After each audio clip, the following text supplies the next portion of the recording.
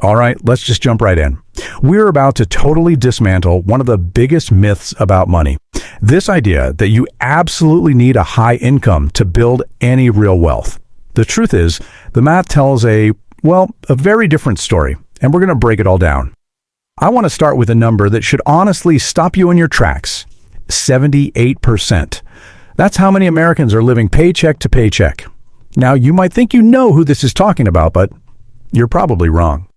Because get this, according to a 2023 study, a staggering 65% of people earning six-figure incomes are also living paycheck to paycheck.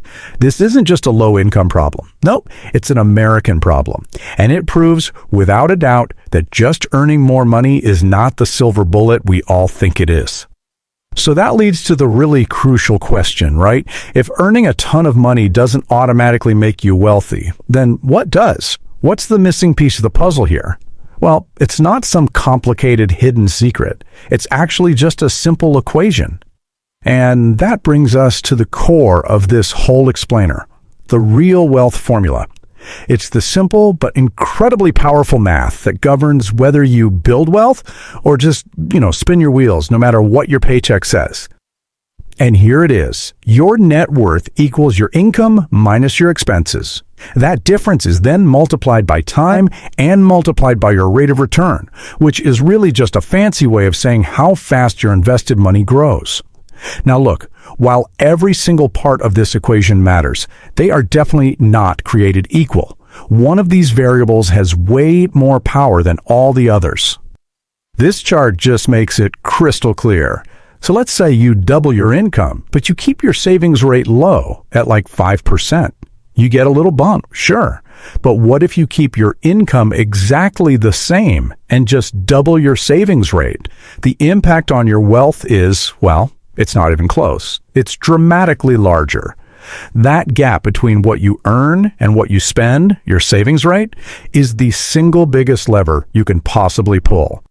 And if that last chart wasn't enough, this timeline shows you the real-world impact. Saving just 10% of your income means you'll probably have to work for about 51 years. Yikes. But if you jump to a 50% savings rate, you slash that timeline down to just 17 years. It's not a straight line. It's exponential. This is the incredible power of focusing on what you keep, not just what you earned. Okay, so if our savings rate is the absolute key, what's stopping us? Let's take a look at the two biggest wealth killers that just devour the average person's paycheck. And no big surprise here, right? Housing and transportation. Together, they can eat up half of your income before you've even thought about buying groceries. These two categories, this is where your financial battles are either won or lost. Getting these right is, frankly, non-negotiable. Let's take housing. We're always told to buy a house as soon as you can, but the actual math is a bit more nuanced. In a lot of expensive cities where the price of a home is more than 20 times what you pay in annual rent, you're often way better off just renting and investing the money you save. The right answer isn't a belief. It's just a calculation. And then there's transportation. What is this number? $1.52 million. That is the staggering opportunity cost of a typical new car payment. It's what you're giving up if that same money was invested over 30 years instead. It's a multi-million-dollar decision that's just disguised as a simple monthly payment. Okay, enough about the wealth killers. Let's talk about the wealth builder. The engine that takes all those savings and actually turns it into real wealth over time. And you know what the best part is? It can be put completely on autopilot. Seriously, forget everything you think you know about picking hot stocks or trying to time the market. The most effective strategy isn't about being some kind of Wall Street genius. It's about being disciplined and consistent with a plan that is, it's absurdly simple. And this is the plan. It's called the 3-fund portfolio.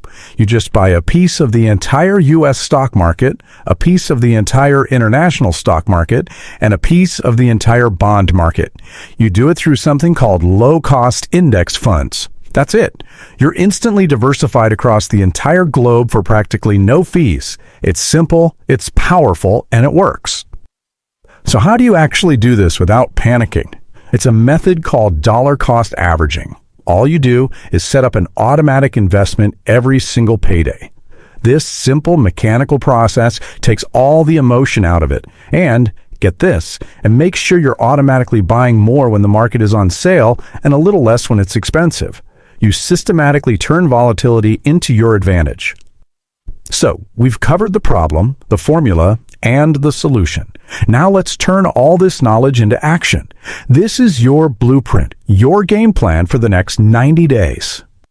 It really just boils down to 3 steps. First, audit. You can't fix what you don't measure, so get brutally honest and figure out your numbers. Second, automate.